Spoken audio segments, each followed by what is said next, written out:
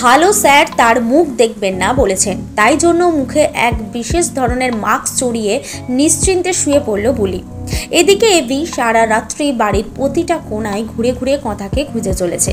তার স্মৃতিতে ডুবে আছে, আর এমনই অবস্থায় সে পা হড়কে পড়ে নিচে। না, খুব বড় কোনো বিপদ ঘটেনি এতে। ঘুমন্ত বুলির গায়ের ওপরেই পড়ে অগ্নি, আর সারা বাড়িতে সেই হট্টগোলের ফলে চোরে চোর রব শুরু হয়ে যায়। শেষ পর্যন্ত যদিও মুখোশ সরিয়ে দেখা যায় সেটা বুলি। বাড়ির একজনের সাজগোজের সরঞ্জাম ব্যবহার করে সে মুখোশ বানিয়েছে। আর এই পুরো ঘটনায় বাড়ির অন্য সকলে অত্যন্ত হালকাভাবে হেসে উঠলেও অগ্নি নিজে প্রচণ্ড রেগে যায়। কথার আগামী পর্বে এই দৃশ্যই আসতে চলেছে দর্শকের সামনে। ইতিমধ্যেই দেখানো হয়ে গেছে এপিসোডের প্রোমো। আসলে এভি আর কথাকে খুব বেশি দিন আলাদা করে রাখা যায় না। এই দুজনের কেমিস্ট্রির জন্যই আজ সিরিয়ালের এত রমরমা। হলোই বা বুলি, কিন্তু সে তো সেই সুস্মিতাই।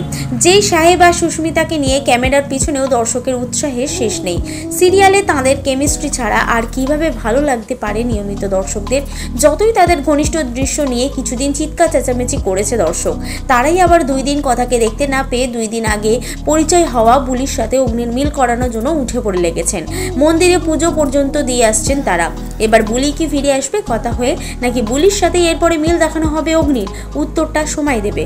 এমনই বিনোদন দুনিয়ার প্রতি মুহূর্তের হাঁড়ির খবর সাত তাড়াতাড়ি আপনাদের কাছে পৌঁছে দিতে বদ্ধপরিকর টাইমলাইন ক্রিয়েশন। আপনাদের কি মনে হয়, জমে উঠবে বুলি ও এভি রিলেশন? মন্তব্য করে জানান আমাদের মন্তব্যের বাক্সে।